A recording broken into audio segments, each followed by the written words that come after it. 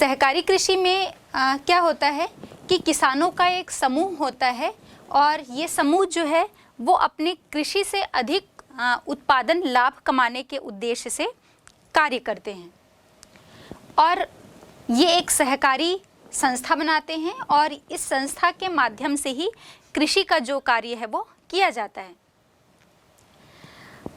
किसान जो है वो व्यक्तिगत खेत उसका सही सलामत होते हुए भी हम देखते हैं कि सहकारी रूप में कृषि कार्य करते हैं। और इसकी अगली विशेषता ये होती है कि ये जो संस्था बनाई जाती है इस कृषि पद्धति में, यह सहकारी संस्था जो है वो प्रत्येक रूप में जो है हर उत्पाद के रूप में, चाहे हम कृषि उपकरण की बात करें या निर्यात के लिए, बेचने के लिए, सभी रूपों में जो है कृषि की सहायता जो है प्रदान करता है इन संस्थाओं को। फिर ये जो सहकारी संस्था है ये अपने उत्पाद जो भी ये प्रोडक्शन करते हैं, कृषि का जो भी उत्पाद होता है, इन उत्पादों को ये संस्थाएं जो हैं वो अपनी शर्तों पर ही बेचते हैं। अब देखिए हम कि पूरे विश्व में किन क्षेत्रों में इस प्रकार की कृषि पद्धति प्रचलित है।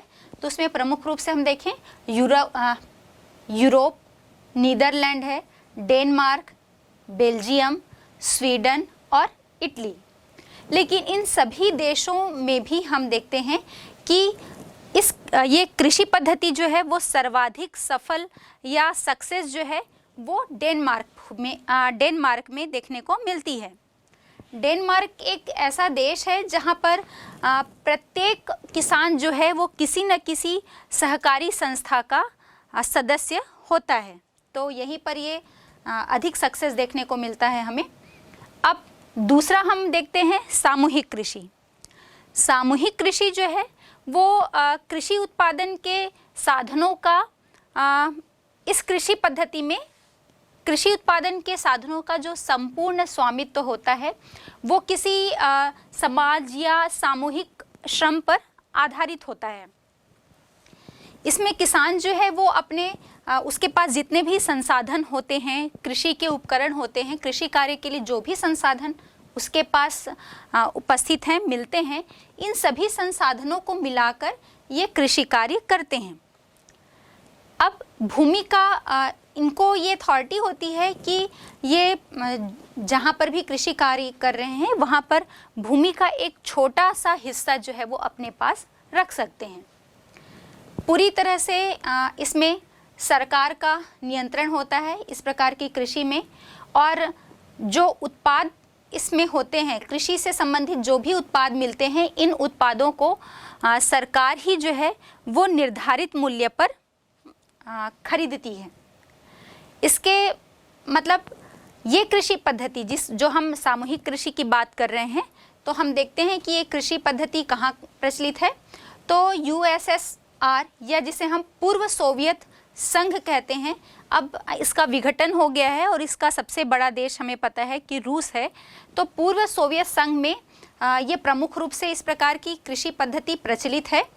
और आपको पता होना चाहिए और बोर्ड परीक्षा के हिसाब से भी आपके लिए ऑब्जेक्टिव टाइप क्वेश्चन में ये बनता है कि पूर्व सोवियत संघ में सामूहिक कृषि को किस नाम से जाना जाता है। तो पूर्व सोवियत संघ में इसे कोल खहोज के नाम से जाना जाता है। ये इम्पॉर्टेंट क्वेश्चन बनता है। और इसके साथ ही साथ संगठन के आधार पर यदि आपसे पूछ लिया जाए कि सहकारी कृषि और सामूहिक कृषि इन दोनों में क्या अंतर है, या तो इनकी अलग अलग विशेषताएं पूछी जा सकती हैं या इन दोनों में अंतर। तो ये जितने भी पॉइंट्स आपको बताए गए हैं इनकी विशेषताओं के संबंध में आप इसी को अंतर के हिसाब से भी लिख सकते हैं। तो हमने देखा कि जो सहकारी कृषि है वो एक किसी सहकारी संस्था या समूह के द्वारा संचालित की जाती है, लेकिन सामूहिक कृषि जो है वो इस पर पूरी तरह से सरकार का या शासन का जो है वो स्वामित्व होता है। तो ये जो विशेषताएं बताई गई हैं उसको आप ध्यानपूर्वक थोड़ा सा केयरफुली इसका स्टडी करेंगे, क्योंकि डिफरेंस के रूप में भी ये आपसे पूछा जाता है।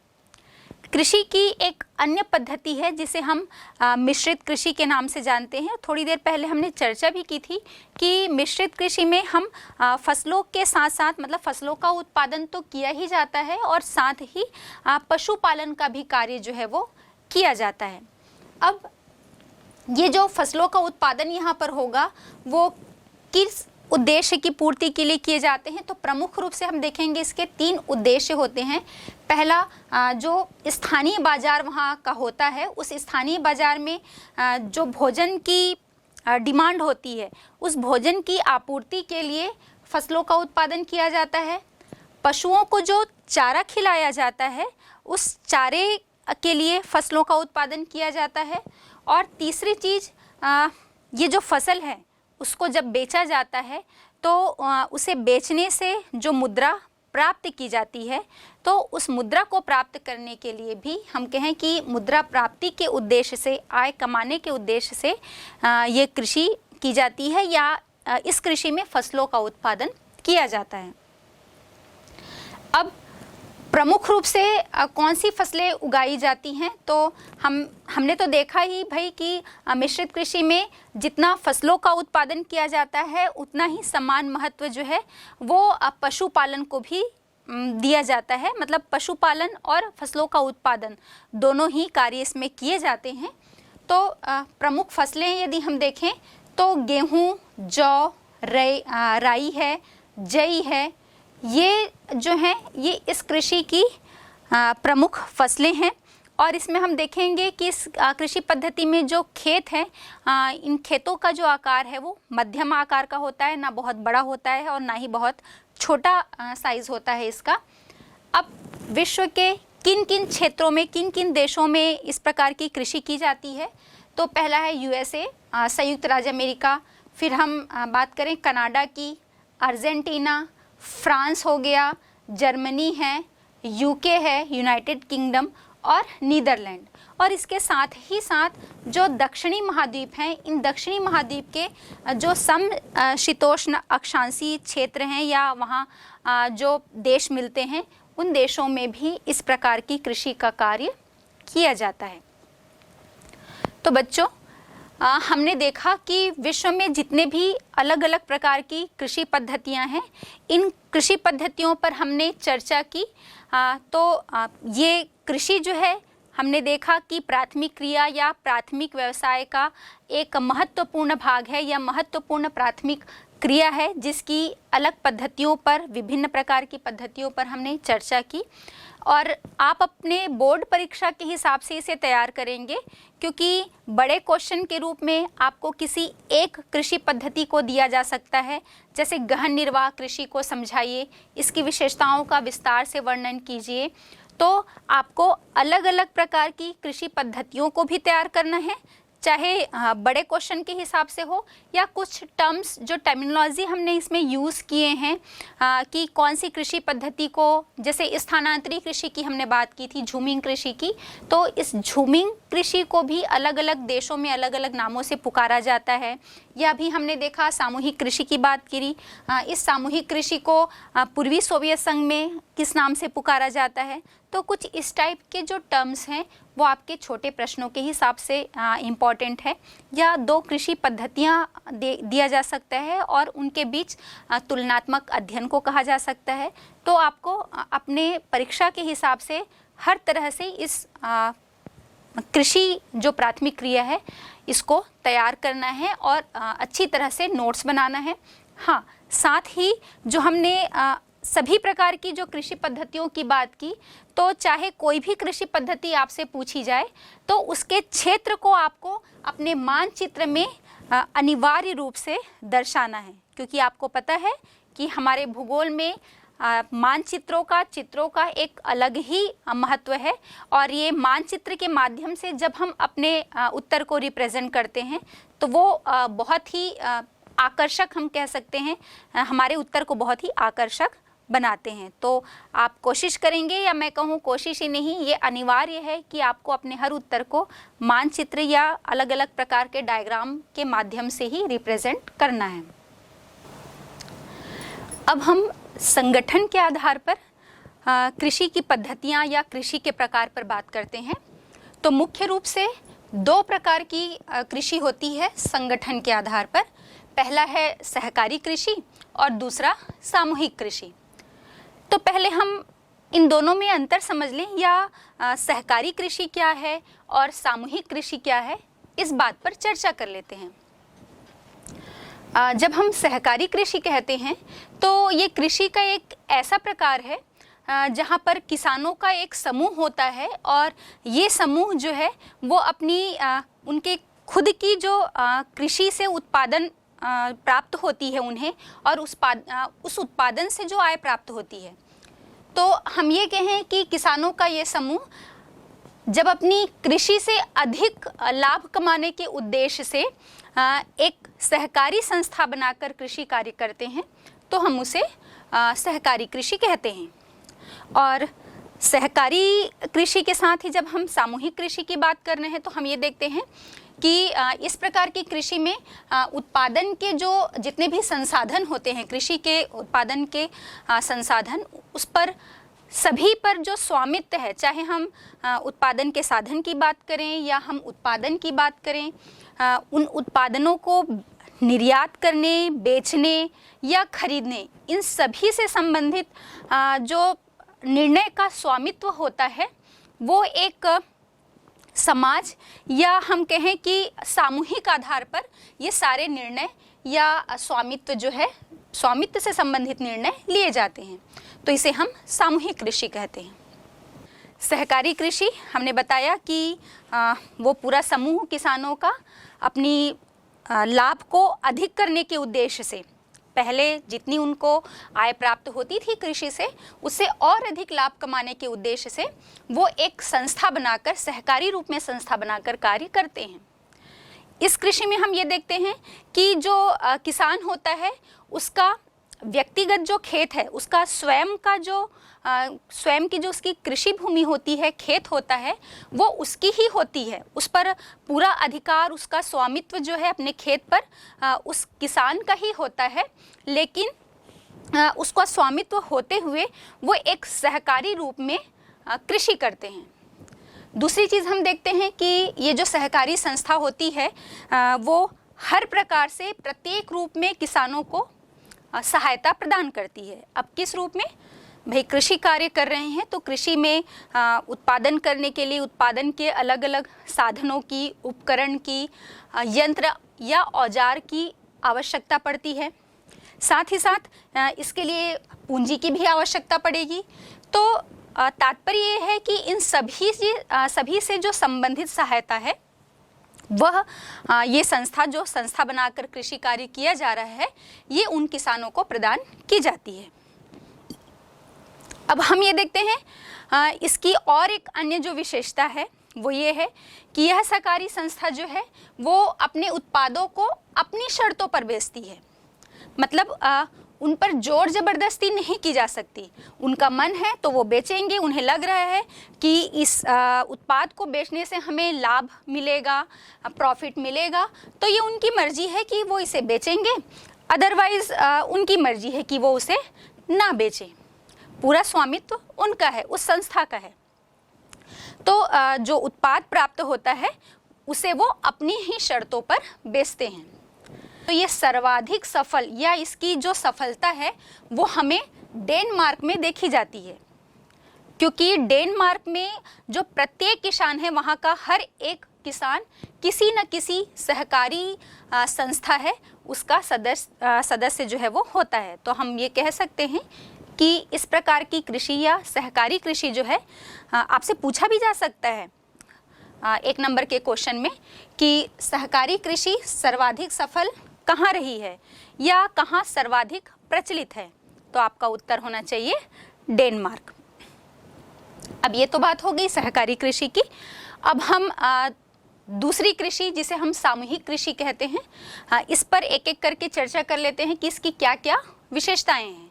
तो जैसा हमने कहा कि इसमें जो कृषि के उत्पादन से संबंधित जो साधन होते हैं, चाहे हम पूंजी की बात करें, किसी भी यंत्र, औजार या उपकरण की बात करें, इन सभी पर जो स्वामित्व है वो स्वामित्व समाज का होता है, या हम ये कहें कि ये सामूहिक श्रम पर आधारित होता है। सामूहिक रूप से किसी एक ही किसान का उसमें स्वामित्व नहीं होता है। अब हम ये देखते हैं कि इसमें जो किसान होते हैं, इस प्रकार की कृषि में जो किसान हैं वो अपने सभी संसाधनों को मिलाकर, मतलब प्रत्येक किसान के पास जितने भी संसाधन उपलब्ध हैं कृषि के, वो अपने सभी संसाधनों को मिलाकर जो है वो कृषि कार्य करते हैं। हाँ, उन्हें इतना अधिकार होता है कि वो भूमि का एक छोटा सा टुकड़ा या भूमि का एक हिस्सा जो है वो अपने लिए अपने पास रख सकते हैं। अपने दैनिक जीवन की या अपनी जो पर्सनल, उनकी व्यक्तिगत जो आवश्यकता है उसकी पूर्ति के लिए भूमि का एक हिस्सा वो अपने पास रख सकते हैं। फिर हम देखते हैं कि इसमें सरकार का पूरा नियंत्रण होता है। हमने अभी सहकारी कृषि की बात की थी तो देखा था कि उसमें जो सहकारी संस्था होती है उस संस्था का पूरा नियंत्रण होता था, लेकिन सामूहिक कृषि में शासन का, सरकार का पूरा नियंत्रण होता है। मतलब जो सरकार होती है वो कृषि से जितने भी उत्पाद प्राप्त होते हैं उसको अपने एक निर्धारित मूल्य पर खरीदती है और अपनी ही शर्तों पर उसे जो हम ये कहें कि पूंजी या कृषि कार्य के लिए जितनी भी पूंजी की आवश्यकता होती है तो अपनी शर्तों पर ही उन्हें ऋण उपलब्ध कराएगी, या अपने निर्धारित मूल्य पर जो कृषि उत्पाद हो रहे हैं उन्हें वो अपनी शर्तों पर ही खरीदेगी। हाँ, जब इस उत्पाद से, या हम ये कहें कि जब इस प्रकार की कृषि में अतिरिक्त उत्पादन प्राप्त होता है तो वो इस अतिरिक्त उत्पादन को उनकी क्षमता के आधार पर, हम ये कहें कि उनके कार्य की प्रकृति के आधार पर, किनके कार्य की प्रकृति के आधार पर, किसानों के कार्य की प्रकृति के आधार पर अतिरिक्त जो उत्पादन होता है, जितना निर्धारित लक्ष्य रखा गया है उन किसानों के पास कि आपको भाई इतने का उत्पादन जो है वो करना है, यदि उस लक्ष्य से निर्धारित उत्पादन से अधिक प्राप्त होता है तो ये सभी किसानों में वितरित कर दिया जाता है, डिस्ट्रीब्यूट कर दिया जाता है। अब यदि हम बात करें कि इस प्रकार की जो कृषि है वो कहाँ चलन में है, तो इसका पूरा श्रेय जो है वो पूर्व सोवियत संघ USSR को जाता है, या हम ये कह सकते हैं कि ये जो या हम ये कहें कि इस प्रकार की जो कृषि है वो साम्यवादी जो शासन होता था उसकी देन है, और इसीलिए ये पूर्व सोवियत संघ या USSR में प्रमुख रूप से प्रचलित है। और यदि आपसे पूछा जाए कि भाई कहाँ पर प्रचलित है तो आपको तो USSR या पूर्व सोवियत संघ ही कहना है, लेकिन यदि कहीं कन्फ्यूज़न हो तो चूँकि पूर्व सोवियत संघ का जब विभाजन हुआ 1991 में तो उसका सबसे बड़ा देश जो है वो रूस था, तो आप ये भी कह सकते हैं कि ये इस प्रकार की जो कृषि पद्धति है वो रूस में प्रचलित है। आपके लिए एक छोटा प्रश्न और बनता है कि पूर्व सोवियत संघ में इस प्रकार की जो कृषि की जाती है उसे कोल खहोज के नाम से जाना जाता है, कोल खहोज। तो इस शब्द को आपको अपने दिमाग में बिठा के रखना है। हो सकता है वेरी शॉर्ट टाइप आंसर में 1 नंबर के प्रश्न में आपसे ये पूछा जाए। पूर्व सोवियत संघ में इस प्रकार की जो कृषि है वो कोल खहोज के नाम से जानी जाती है। तो ये हो गई बात संगठन के आधार पर कृषि के प्रकार की। बच्चों, अभी तक हमने जो प्राथमिक व्यवसाय के अंतर्गत बात की, जिसमें हमने देखा कि पशुचारण का कार्य किया जाता है या कृषि की हमने बात की, तो इन सब के बाद एक प्रमुख प्राथमिक व्यवसाय या प्राथमिक क्रिया जो है वो खनन की है, माइनिंग। माइनिंग भी जो है वो एक प्राथमिक क्रिया है, और वो इसलिए कि ये सीधे तौर पर प्रकृति से जुड़ी हुई है। तो पहले आप या हम ये जान लेते हैं कि खनन क्या है, खनन क्रिया क्या है या माइनिंग किसे कहते हैं। धरातल या भूगर्भ को खोदकर खनिजों को निकालने की जो प्रक्रिया होती है उसे हम खनन कहते हैं या माइनिंग कहते हैं।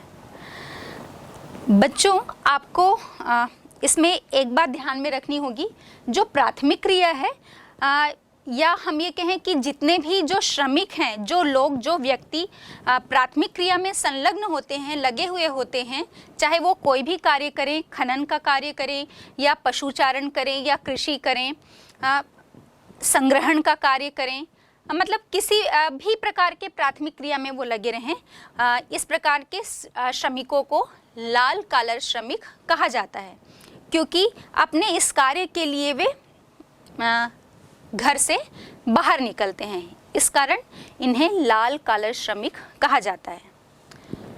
अब हम आगे देखते हैं। हम माइनिंग की बात कर रहे थे और हमने देखा, और इस पिक्चर में भी आप बहुत अच्छी तरह से समझ पा रहे होंगे, यहाँ पर आपको दिख रहा होगा कि धरातल में खुदाई की जा रही है और खोद कर जो अलग अलग प्रकार के अयस्क हैं वो निकाले जा रहे हैं। कहीं पर हम कोयले की बात कर रहे हैं, लौह अयस्क निकाला जाएगा, मैग्नीज निकाला जाएगा।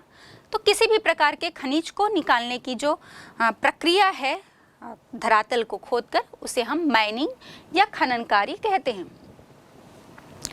अब ये देखते हैं कि भाई जो खनन या खनन कार्य जो किया जाएगा तो खनिजों को निकालने के लिए किया जा रहा है, लेकिन ये जो खनिज हैं वो हर जगह अलग अलग वितरित हैं, मतलब समान रूप से इनका वितरण जो है वो हमें देखने को नहीं मिलता।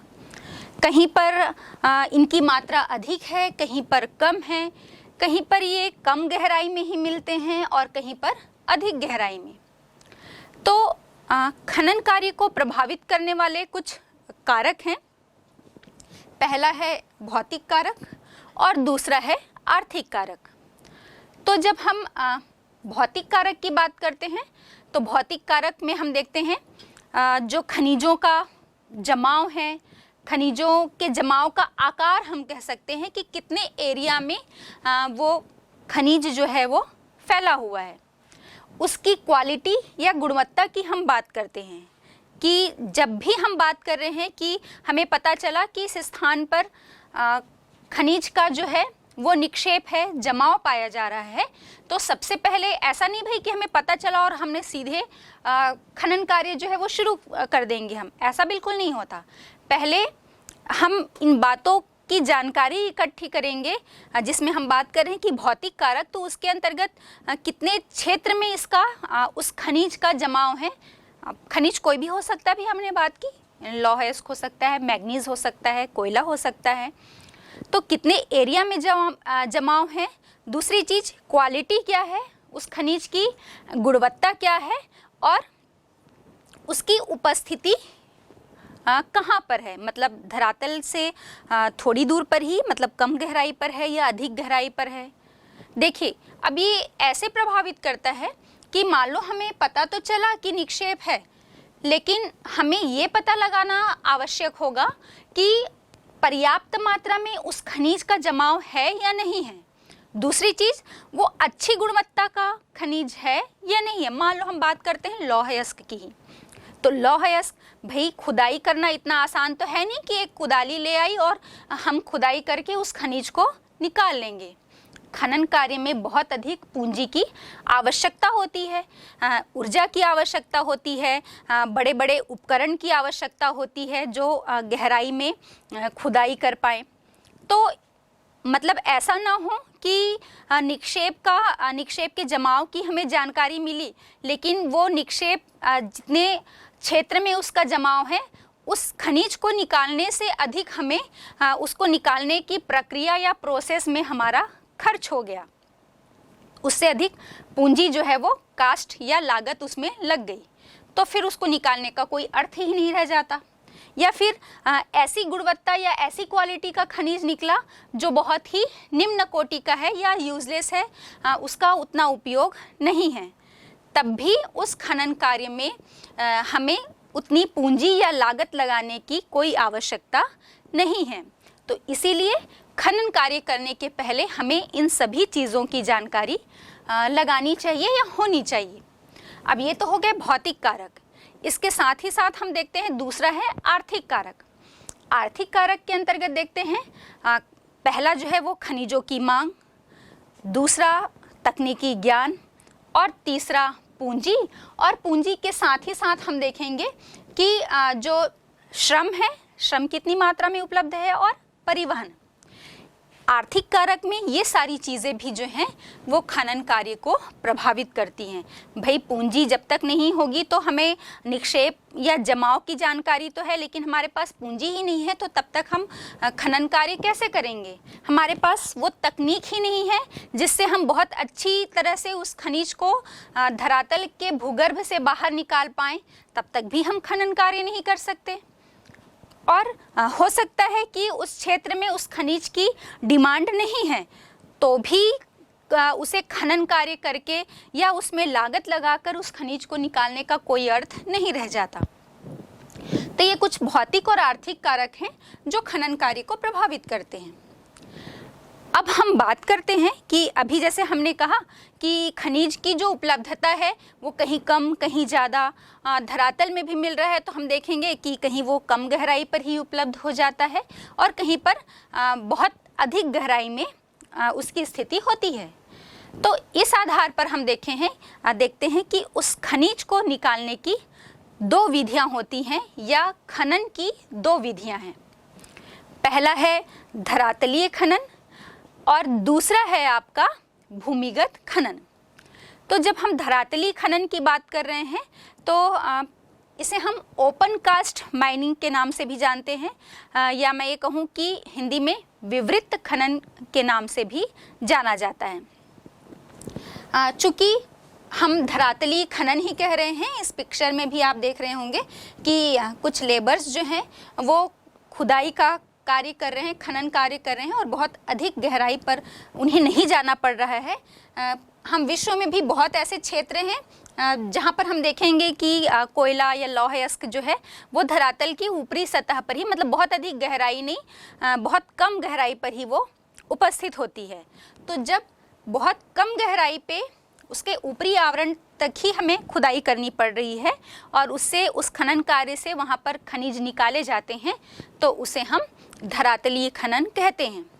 और चूँकि हम इसमें हमें बहुत अधिक गहराई पर खनन कार्य या खुदाई नहीं करनी होती है, इसलिए ये खनन की जो ये विधि है वो बहुत सरल होती है और सरल के साथ ही साथ बहुत सस्ती पड़ती है। इसमें बहुत ज़्यादा लागत नहीं आती क्योंकि हमें बहुत अधिक गहराई में खुदाई करने वाले मशीनों की आवश्यकता या औजार की आवश्यकता नहीं पड़ती है। फिर हम देखते हैं कि चूँकि हमें बहुत अधिक गहराई में भी नहीं जाना है धरातल में या भूगर्भ में, इसलिए हमें किसी भी प्रकार के उपकरण या फिर हम कहें कि जो सुरक्षात्मक उपाय हैं, जो लेबर वहाँ अंदर गहराई की तरफ जाएंगे उनके लिए सुरक्षात्मक उपाय करने की हमें आवश्यकता नहीं पड़ती। इसलिए ये जो है वो हमें बहुत सस्ता पड़ता है। और तीसरा हम देखते हैं कि इसमें उत्पादन जो है, खनन का उत्पादन बहुत जल्दी होता है और अधिक मात्रा में भी होता है। मतलब गहराई से हम निकालेंगे तो उन खनिजों का, उस अयस्क का बहुत नुकसान हो जाता है और समय भी लगता है कि हम पहले कुएं खोदेंगे, फिर वहाँ पर से खनिज अयस्क निकालेंगे। लेकिन चूंकि हमें बहुत अधिक गहराई में हम नहीं जा रहे हैं, कम गहराई में ही हमें वो अयस्क मिल जा रहा है, इसलिए उत्पादन भी अधिक होता है और वो बहुत हम ये कहें कि सही सलामत रूप में वो अयस्क जो है वो हमें मिल जाता है। तो इस प्रकार के खनन में हमें समय की भी बचत होती है और उत्पादन भी अधिक प्राप्त होता है।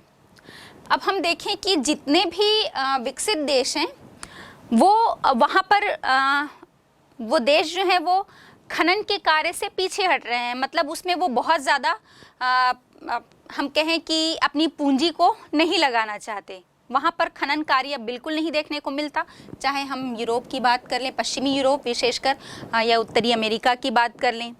लेकिन जो विकासशील देश हैं वहाँ पर हम देखेंगे कि खनन कार्य को बहुत अधिक महत्व दिया जाता है।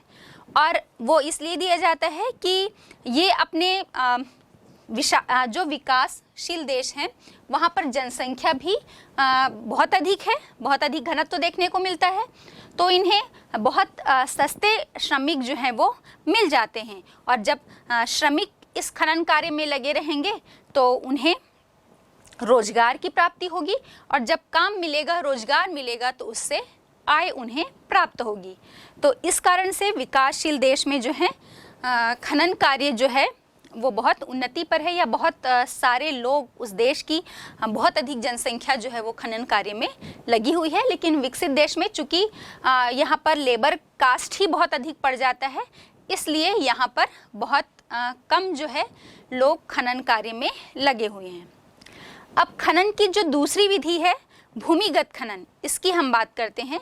भूमिगत खनन जो है चूंकि नाम से ही, शब्द से ही हम कहें कि स्पष्ट हो रहा है, भूमिगत बहुत अधिक गहराई में जो है वो खनन कार्य किया जाता है, या ऐसे क्षेत्र जहाँ पर बहुत अधिक गहराई में खनिज अयस्क मिलते हैं, तो उन खनिज अयस्क को निकालने के लिए पहले कुएं की खुदाई की जाती है, और कुएं, गहराई वाले कुएं खोदने के पश्चात वहाँ से वो अयस्क जो हैं वो निकाले जाते हैं।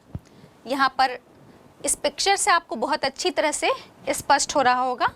और हम देखते हैं कि चूंकि ये कुएं खोदे जा रहे हैं, तो जो श्रमिक नीचे जाएंगे जांच करने की कितनी मात्रा में है, कैसा अयस्क है, या जो निकालने का वो कार्य करेंगे, तो चूंकि वो बहुत अधिक गहराई तक उतर रहे हैं उस कुएं में या कूप में, तो ये एक बहुत जोखिम भरा कार्य होता है। और इस प्रकार के जो खनन की प्रोसेसिंग होती है, माइनिंग की प्रोसेसिंग होती है, उसमें समय तो लगता ही है, और समय के साथ साथ बहुत अधिक जो है जोखिम भरा होता है। और चूंकि उन लेबर्स के लिए, श्रमिकों के लिए उन्हें सुरक्षात्मक उपकरण की जो आवश्यकता पड़ती है, इसलिए ये बहुत अधिक खर्चीला भी होता है। और साथ ही साथ जो श्रमिक जा रहे हैं, तो जो कि हम कह रहे हैं कि भाई बहुत जोखिम भरा है, क्योंकि वहाँ पर आग लगने या जहरीली गैसों के रिसाव होने जैसी समस्या का डर बना रहता है। और हम अक्सर ये देखते हैं कि जो लौह अयस्क की खदानें हैं या कोयले की खदानें हैं, उसमें इस प्रकार की जो दुर्घटनाएं हैं वो अक्सर देखने को मिलती हैं। फिर हम अपने छत्तीसगढ़ की भी बात कर लें, हम अपने छत्तीसगढ़ में भी इस प्रकार की अधिकतर दुर्घटनाएं जो हैं वो हमें सुनने में आती है, या हम देखते हैं कि जो कोयले की खदानें हैं या लौह अयस्क की जो खदान है, वहाँ पर जहरीली गैसों के रिसाव होने से या आग लगने से बड़ी दुर्घटना घट जाती है, और बहुत सारे श्रमिकों की मृत्यु भी हो जाती है। तो ये एक डर जो है वो भूमिगत खनन कार्य में लगा रहता है। तो ये हो गई खनन की विधियाँ। अब हम बात कर लेते हैं कि भाई जब हम खनन कार्य कह रहे हैं, तो चूँकि हमने कहा कि खनन जो है वो खनिज अयस्क का किया जाता है, तो खनिज कौन कौन से खनिज हैं? हम महत्वपूर्ण खनिजों की बात करें तो लौह अयस्क है, मैग्नीज है, तांबा है, बॉक्साइट है, कोयला है। आइए अब हम इस पे बात कर लेते हैं कि ये जो खनिज हैं वो कहाँ कहाँ पर प्रमुख रूप से मिलते हैं, या हम ये कहें कि इनका अधिक उत्पादन जो है वो विश्व के किन किन देशों में होता है, और इसके प्रकार कौन कौन से हैं।